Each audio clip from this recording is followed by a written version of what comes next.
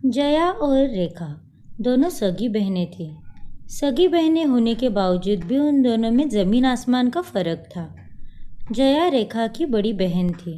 उसे सिंपल कपड़े पहनना बहुत पसंद था, तो वही रेखा को मॉडर्न कपड़े पहनना बहुत पसंद था।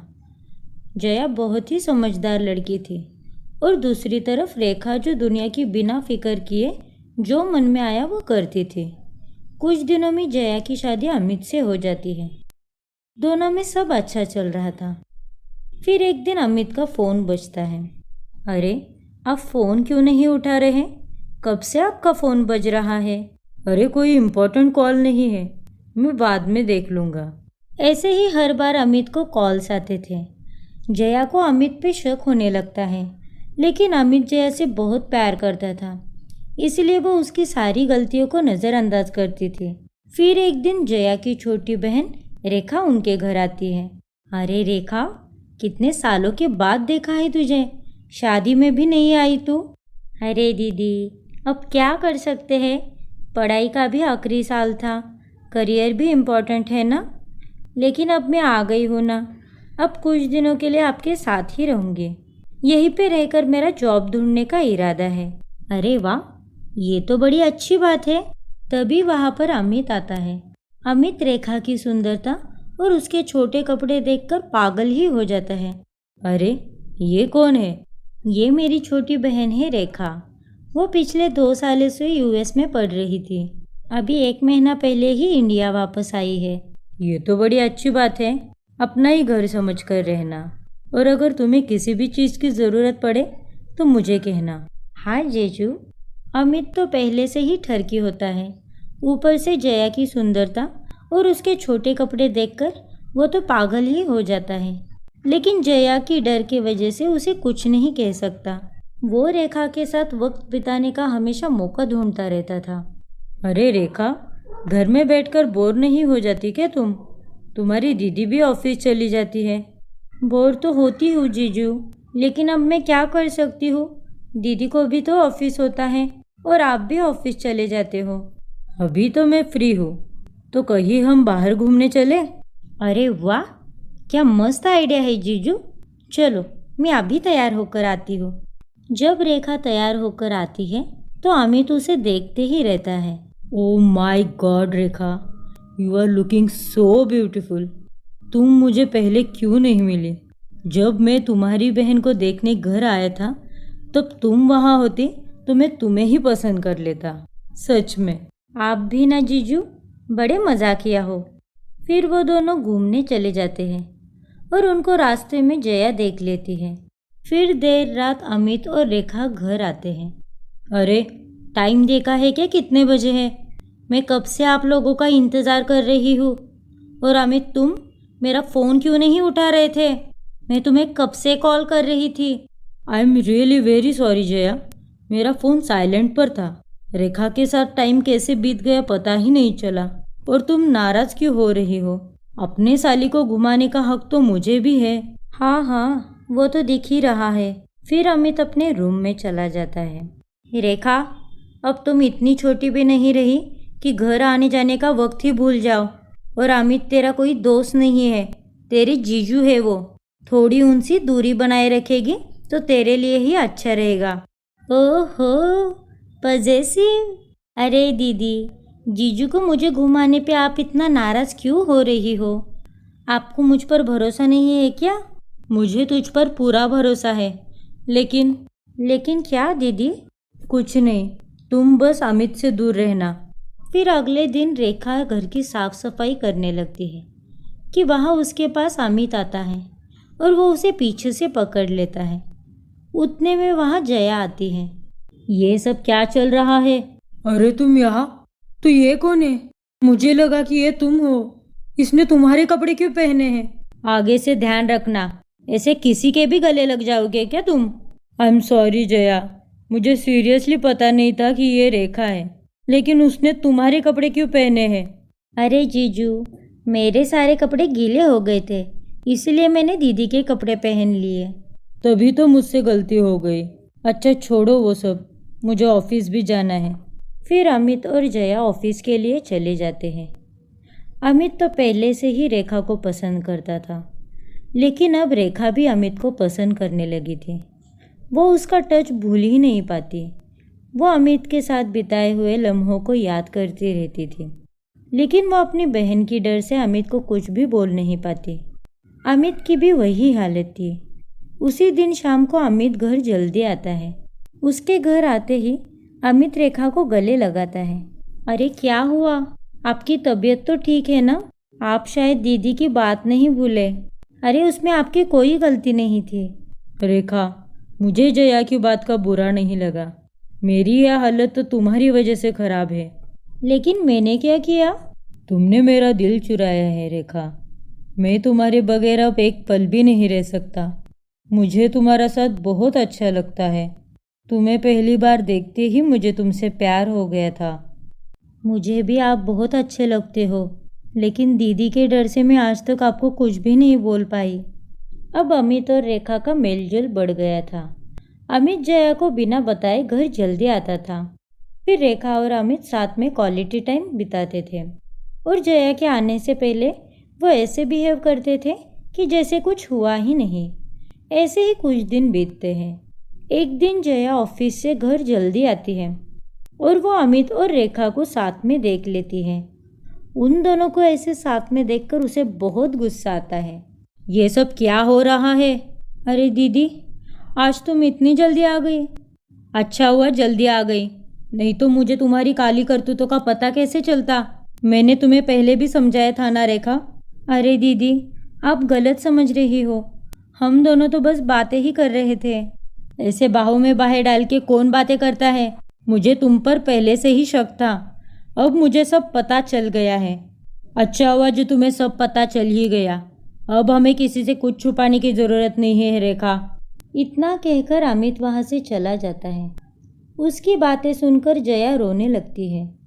मुझे माफ़ कर दो दीदी, लेकिन मैं अमित से बहुत प्यार करती हूँ। आपका दिल दुखाने का मेरा कोई इरादा नहीं था। रेखा, तुम पागल हो गई हो क्या? तुम्हें अंदाज़ा भी है कि तुम क्या बोल रही हो? तुम अपनी सगी बहन का घर तोड़ रही हो। और तुम्हें सच बताऊँ तो अमित को तुम में कोई इंटरेस्ट नहीं है।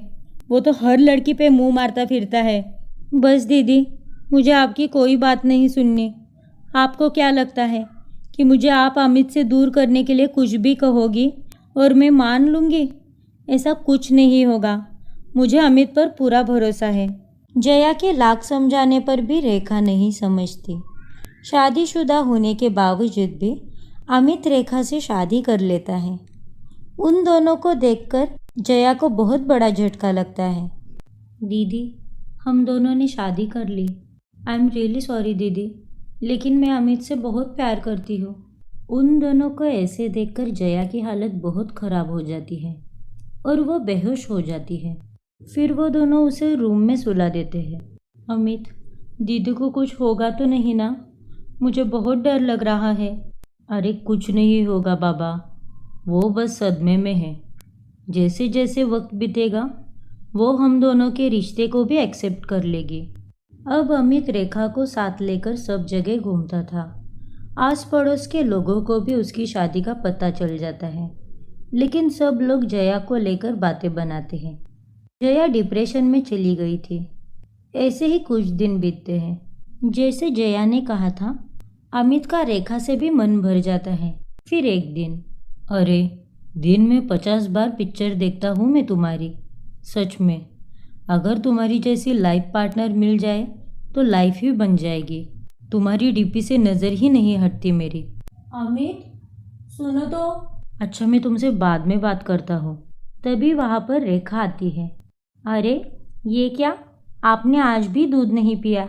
वहीं पर ग्लास भूल कर आए थे आप। मैंने कितनी बार कहा है आपसे, डिनर के बाद दूध पी लेना। आप तो मेरी बात कभी सुनते ही नहीं। अरे बाबा, भूल गया था। जल्दी जल्दी में दूध का ग्लास वहीं पे रह गया। वैसे तुम्हारी बीवी कहाँ है? वो तो मेरे सामने ही है। अरे बाबा, मैं दीदी की बात कर रही हूँ। मेरे लिए तो तुम ही मेरी बीवी हो। अच्छा, तुम जल्दी से दूध खत्म करो, मैं दीदी को खाने के लिए पूछ कर आती हूँ। ठीक है बाबा, लेकिन जल्दी आना, मैं तुम्हारा इंतज़ार कर रहा हूँ। रेखा के चले जाने के बाद अमित अपना मोबाइल देखता है। उसे एक मैसेज आया हुआ था। क्या हुआ? फ़ोन क्यों कट कर दिया? मेरे घर में गेस्ट आ गए थे। मैसेज करने के बाद वो उस लड़की को फ़ोन लगाता है, लेकिन वो फ़ोन नहीं उठाती। दूसरी तरफ रेखा जया को ढूंढते हुए टेरेस पे आती है। अरे दीदी, मैं आपको कब से आवाज़ दे रही हूँ। आप यहाँ टेरेस पे क्या कर रही हो? अब चलो जल्दी खाना खा लो। तुमने तो मेरा पति खा लिया और अब मुझे तुम खाने के लिए पूछ रही हो? दीदी, आप क्या बकवास कर रहे हो? आप फिर से शुरू हो गए। थक नहीं जाते क्या आप ये सब बोलते बोलते? मेरी और आपके पति की शादी हमारी खुद की मर्जी से हुई है। मैंने उन पर कोई ज़ोर ज़बरदस्ती नहीं की थी कि आपसे रिश्ता तोड़कर मुझसे शादी करें। उनकी इच्छा थी कि मैं उनसे शादी करूं। वो मुझे किसी भी कीमत पर पाना चाहते थे, इसीलिए शादीशुदा होने के बाद भी उन्होंने मुझसे शादी की। शायद वो आपसे खुश नहीं थे। रेखा, जबान संभाल कर बात करो। ये मत भूलो कि तुम मेरे घर में खड़ी है। शायद आप भूल रही है कि अमित अब मेरे भी पति है, तो जितना घर ये आपका है उतना ही ये घर मेरा भी है। रेखा, मैं तुम्हें कैसे समझाऊं? पहले तू मेरी बहन है, बाद में मेरी पति की दूसरी बीवी। क्या तुझे अच्छा लगेगा अपनी ही सगी बहन का घर तोड़ के? मैं ऑफिस में और समाज में क्या मुंह दिखाऊंगी? किसी को क्या जवाब दूंगी कि मेरी छोटी बहन ही सौतन बन के घूम रही है? वैसे तो आधे से ज़्यादा लोगों को पता चल भी चुका है। मेरे पास इसका कोई जवाब नहीं है दीदी। टेबल पर खाना रखा है, आप आकर खा लो। इतना कहकर रेखा वहाँ से चली जाती है और गुस्सा होकर अपने रूम में अमित के पास आती है। क्या हुआ तुम्हें? फिर से झगड़ा हुआ क्या? मैंने तुम्हें कितनी बार कहा है, तुम्हारी दीदी की सोच अलग है। सिर्फ खाने का ही पूछ कर वापस आ जाती। मैं वहाँ पर सिर्फ खाने का ही पूछने गई थी। उन्होंने ही सब शुरू कर दिया और मुझ पर ब्लेम करने लगी वो कि मेरी वजह से कैसे उनका घर टूटा है। हाँ, मैं जानती हूँ कि गलती हमारी है, लेकिन अब मैं क्या करूँ? ये रोज रोज का ड्रामा मैं बर्दाश्त नहीं कर सकती। अच्छा बाबा, गुस्सा छोड़ो और जया को उसके हाल पे छोड़ दो। इधर जया भी अपने रूम में आकर रोने लगती है। तुमने मेरे साथ ऐसा क्यों किया अमित? अगले दिन सुबह अमित जॉगिंग करके घर आता है। अरे, इतनी सुबह सुबह कहाँ चले गए थे आप? अरे, मैं जॉगिंग करने गया था। आज ऐसे अचानक से जॉगिंग? अरे, क्लाइंट का सुबह सुबह ही फ़ोन आ गया था, तो इसीलिए नींद खुल गई थी, तो सोचा कि जॉगिंग ही कर लूँ। लेकिन तुम इतनी सुबह सुबह क्या कर रही हो? थोड़ी देर से उठ जाती। अगर मैंने आराम करना शुरू कर दिया तो तुम्हारे लिए खाना और नाश्ता कौन बनाएगा? क्यों, जया क्या करती है सारा दिन? उसका भी तो फर्ज बनता है कि वो तुम्हारी घर में मदद करे। डिनर तो तुम ही बनाती हो, तो वो एटलीस्ट ब्रेकफास्ट और लंच तो बना ही सकती है ना? उसका खाना एक दिन हम दोनों के लिए बहुत महंगा पड़ सकता है। मैं उस दिन किचन में जा रही थी, तब मैंने देखा कि दीदी तुम्हारी खीर में कुछ मिला रही थी, इसलिए मैंने तुम्हें उस दिन वो खीर खाने से रोक लिया। और ये बात तुम मुझे अब बता रही हो? मैं उसे अभी इस घर से निकालता हूँ। उसकी हिम्मत कैसे हुई कि मेरे ही घर में रहकर मुझे ही जान से मारना चाहती है वो? अमित, तुम शांत हो जाओ। मैं ऐसी नौबत ही नहीं आने दूंगी। और उस दिन के बाद सारे किचन का काम मैं ही कर रही हूँ, सो डोंट वरी।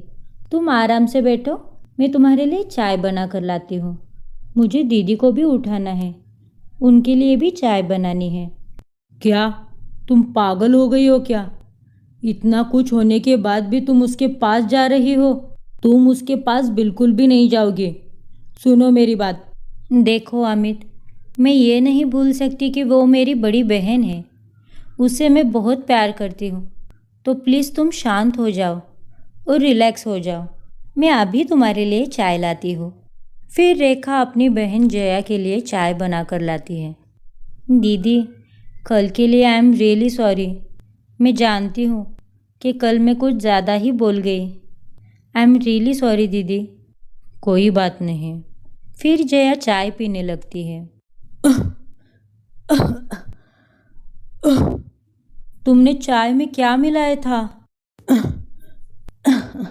तुम्हें क्या लगा कि जहर सिर्फ तुम ही मिला सकती हो? वैसे दीदी, ये आपकी आखिरी चाय थी। अलविदा दीदी। आगे की कहानी देखने के लिए हमारा अगला एपिसोड देखना ना भूलें। और अगर आपने हमारा चैनल अभी तक सब्सक्राइब नहीं किया है तो अभी सब्सक्राइब कीजिए और बेल आइकॉन दबाना ना भूलें।